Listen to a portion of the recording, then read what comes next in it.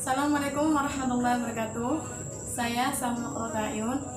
Di sini saya akan membahas tentang manajemen pemasaran pendidikan perspektif Rasulullah SAW. Mulai suatu pembahasan pendidikan tentunya sudah sangat umum sekali bagi kita semua.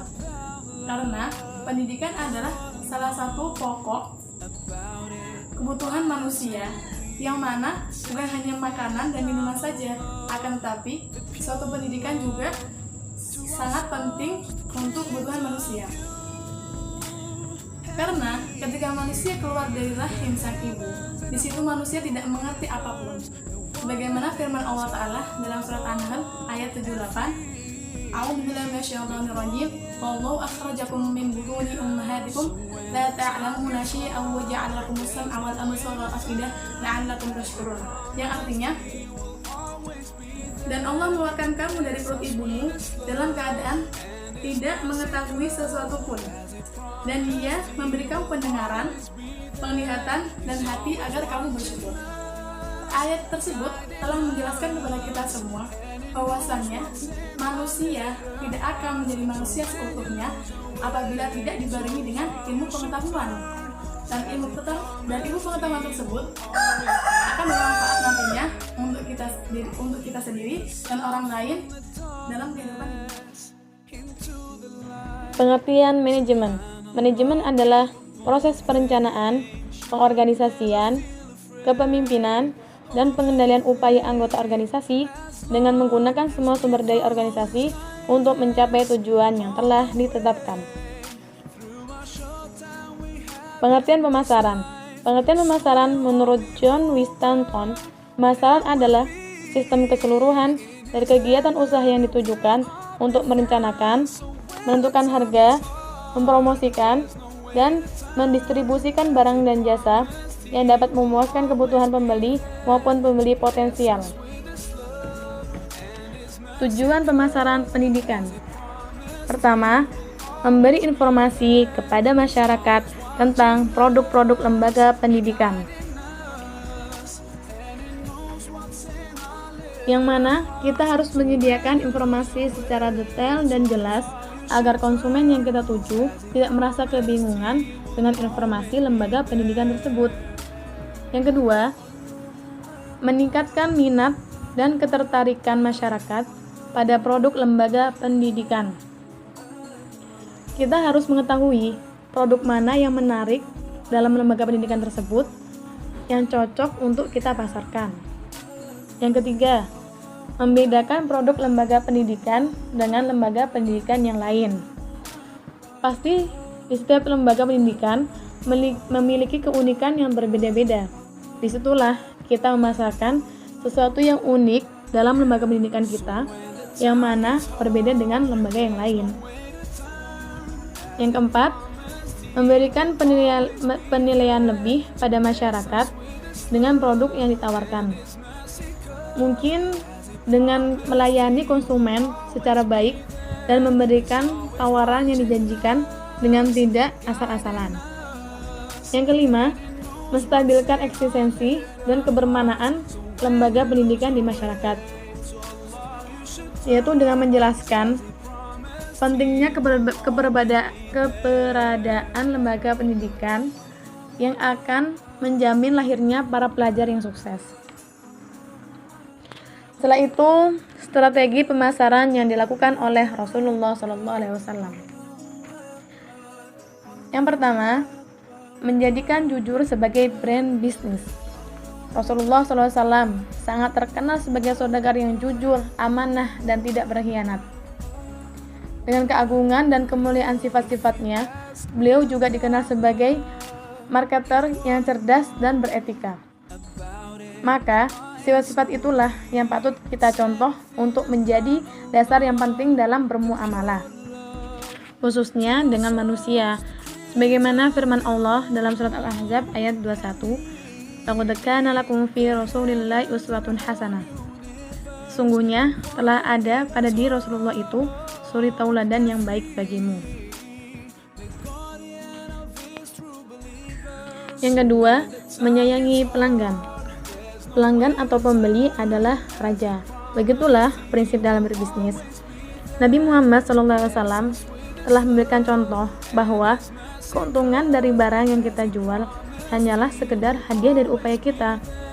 Nabi Muhammad SAW selalu melayani pembeli dengan ikhlas, dan beliau tidak rela pembelinya tertipu saat membeli barangnya.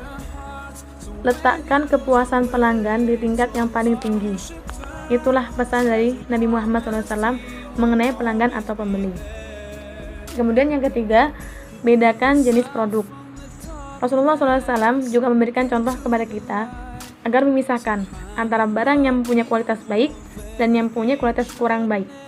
Selain itu, beliau juga membedakan harga sesuai dengan kualitas produknya. Yang terakhir yaitu pemasaran pendidikan Rasulullah SAW. Yang pertama yaitu agama dalam kurung tauhid. Turunnya wahyu pertama telah menandakan bahwa Nabi Muhammad SAW telah menjadi Rasul, yang mana Allah memerintahkan kepada Nabi Muhammad SAW untuk memberi peringatan kepada umatnya. Sebagaimana firman Allah dalam surat Al-Mudaththir ayat 2, Qum fa'andir, yang artinya bangun lalu berilah peringatan. Bangun di sini berarti diartikan dengan menyeru, yang diartikan dengan mengajak, yang diartikan dengan mendidik. Adapun materi pendidikan itu bagaimana? Itu akan diajarkan secara berangsur-angsur sedikit demi sedikit. Maka awal dakwah Rasulullah menyeru kepada umatnya untuk beriman kepada Allah dengan memberi label agama, yaitu agama Islam. Karena agama Islam adalah agama yang paling benar, agama yang paling lurus, dan tidak ada agama yang diterima di sisi Allah kecuali agama Islam. Sebagaimana firman Allah dalam surat Ali Imran ayat 19, Inna dina indallahil Islam. Sesungguhnya agama yang diridhoi di sisi Allah hanyalah Islam. Yang kedua yaitu jaminan surga. Bagaimana sih kalau kita ditawarin masuk lembaga pendidikan, kemudian dijamin akan mendapatkan fasilitas yang VIP, yang mewah, yang teratas? Pasti semua mau. Dan di sini semakin lama Rasulullah berdakwah, semakin hebat pemasaran beliau, karena semakin hebat juga ancaman-ancaman yang diberikan kepada umat yang benar-benar mengikuti Rasulullah, yaitu para sahabatnya. Umat Islam melemah karena diberi cobaan yang sangat berat. Mereka disiksa, diusir, dipenjarakan, dan lain-lainnya. Sebenarnya fitrah kita sebagai manusia, bagaimana sih kalau kita masuk ke dalam suatu lembaga, dan di lembaga tersebut kita merasa tidak aman, kita diancam, maka apa yang kita perbuat? Secara tidak langsung, ya sudah, ngapain kita bertahan? Kita melarikan diri. Tetapi pada saat itu umat Islam merasa bimbang, sangat-sangat diuji keimanannya, bertahan atau murtad, yaitu keluar dari Islam. Akan tetapi Allah tidak akan membiarkan hambanya begitu saja. Disitulah Allah memberi berita gembira kepada para hambanya. Sebagaimana firman Allah dalam surat Al-Baqarah ayat 155 sampai 157, yang artinya, dan sungguh akan kami berikan cobaan kepadamu dengan sedikit ketakutan, kelaparan, kekurangan harta, jiwa, dan buah-buahan, dan berikanlah berita gembira kepada orang-orang yang sabar, yaitu orang-orang yang apabila ditimpa musibah mereka mengucapkan innalillahi wa inna ilaihi rajiun. Mereka itulah yang mendapat keberkatan yang sempurna dan rahmat dari Tuhan mereka, dan mereka itulah orang-orang yang mendapat petunjuk. Berita gembiranya untuk orang-orang yang bersabar adalah mendapatkan rahmat dari Allah. Kemudian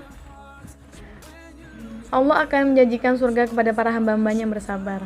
Sebagaimana dalam firman Allah surat Ali Imran ayat 133, dan bersegeralah kamu kepada ampunan dari Tuhanmu, kepada surga yang luasnya seluas langit dan bumi, yang disediakan untuk orang-orang yang bertakwa.